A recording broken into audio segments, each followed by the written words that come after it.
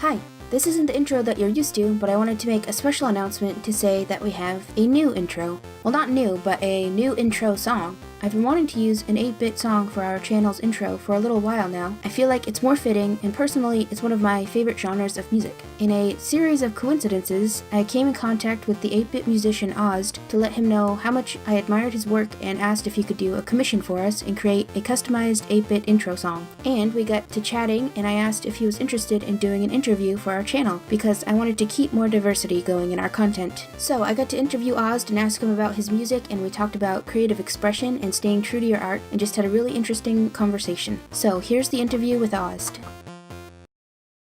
I'm talking to Ozzed right now, and I'm going to ask him some questions about his career. Hello. The first question, can you introduce yourself and tell us what you do? Yeah, sure. I'm Ozzed, and I make 8-bit music, I guess you could say. Like, I grew up with video games, and one of the things that I noticed is, like, I really dig the music in those games. So it's been a big part of my childhood, because I got a Game Boy when I was 7, and I've been hooked on it ever since.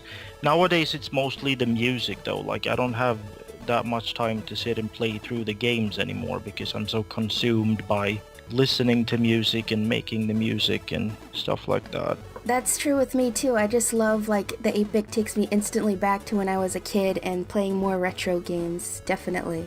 Where do you find inspiration besides liking the games when you were a kid? Does anything else inspire you to create music? Yeah, well, these days, what I do now, like, I have this playlist on Spotify where I kind of look for other musicians like me who do 8-bit stuff, and then when you listen through the playlist, you get inspiration from that. You know what's funny is when I was on Spotify, and I love listening to 8-bit music while I'm working in the background, because if I'm not listening to anything, I just can't focus. Just kind of opposite for some other people. But I just typed in 8-bit playlist and picked the first one, and like a few days ago I realized it was created by you, and I was just like, what? I didn't even know. So it was like a huge weird coincidence.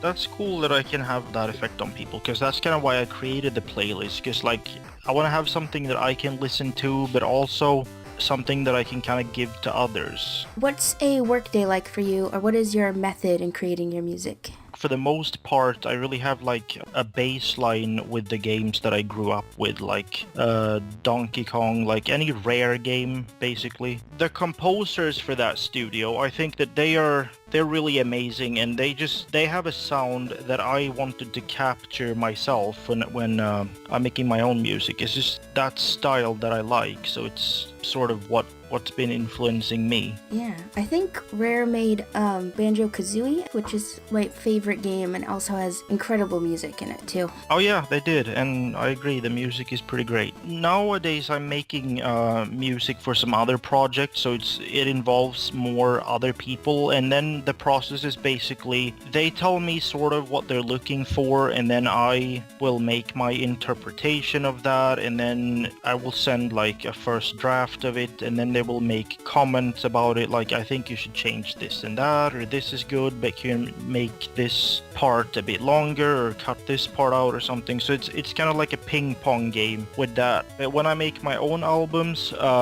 I think the first thing that happens is that I get sort of a melody in my head that just sort of sticks, and I need to get it down and out onto an actual composition. So I use software. Mostly I use FamiTracker, I think that how you pronounce it, which is actually a damn near perfect hardware emulation of the Nintendo Entertainment System, or the Famicom in Japan. So you can have all of the different channels, and it will behave just like the NES in terms of sound. And then I kind of go about and make the music, and if I'm lucky, I will be able to plow through the entire piece of music in one day. But usually what happens is I make like 20-30 seconds of it, and then I need to do something else. I close down the program and totally forget about it, and then open it back up a month later and work on it again, sort of. Or in some cases I will have a pretty clear picture of what I want, and then I can get like an entire song done in an evening, so it matters. Yeah, it really depends on your creative mood. I understand that as being like a creative person, about stepping away from something and coming back to it with a new perspective and stuff. Yeah, and it can even be like, I think that I'm done with a song completely, but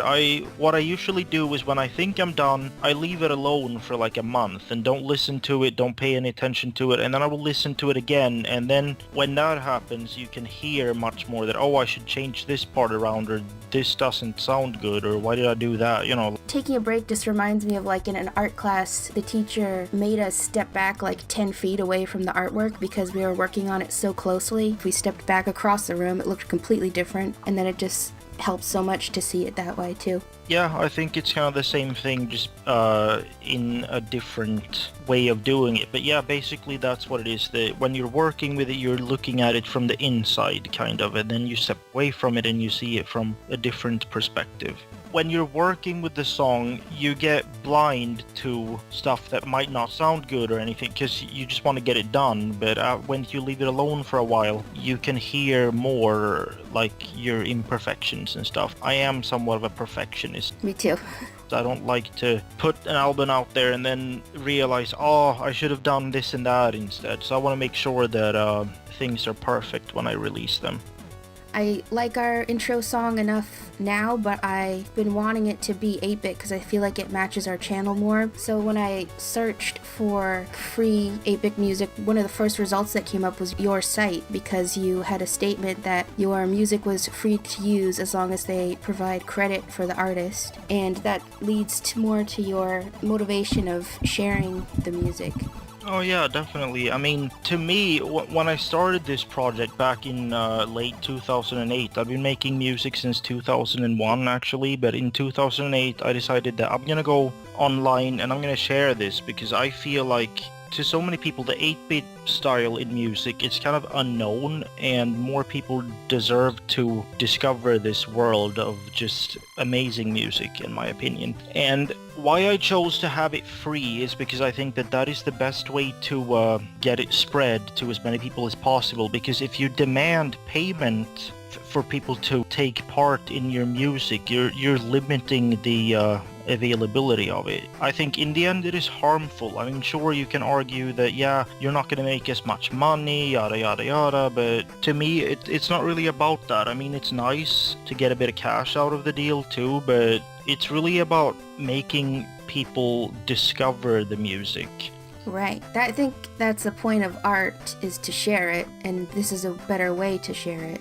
Yeah, in a way I believe that if you do your art with the primary motive of making as much money as possible, you're gonna have your art influenced by what people are willing to pay for, not what you like to do. Because maybe you're like, I'm perfectly happy with this piece of art, be it music or painting or whatever, but you're like, but maybe if I change this bit around, more people will buy it. But then you're kind of like selling your artistic soul in a way. So I've never been much about that. I want to make my stuff, and I want people to discover it with as few hurdles as possible. That's been my motivation all along.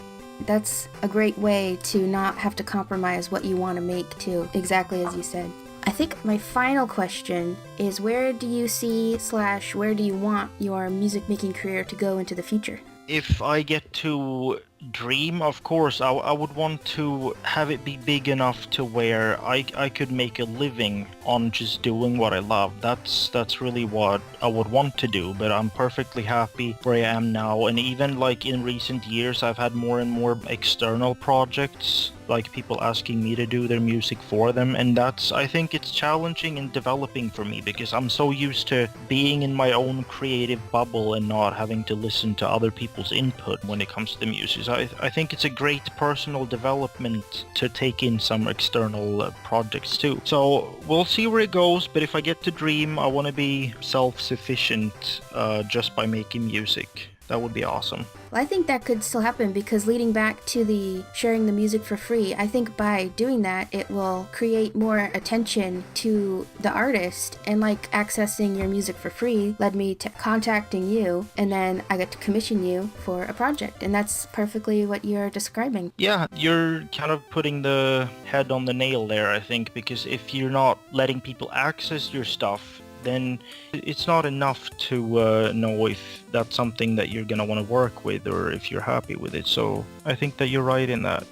Alright, I think that's about all the questions I have. If you want to say anything else. I'm good. I'm really happy I got this opportunity, actually. This is my first ever interview that I've had done. It's the first interview I ever did for our channel, too. Oh, that's cool. Well, that's a wonderful chat about creative endeavors. Thank you so much for letting me interview you for our channel. Thank you for having me. Aside from being an incredibly nice guy, Ozzed is an incredible musician who allows creators to use his music for free provided you credit him, so please make sure you check out all his information linked in the description box below. Thank you so much for watching, and thank you to Ozzed for participating in our first of hopefully more interviews for our channel. I hope we can just keep improving.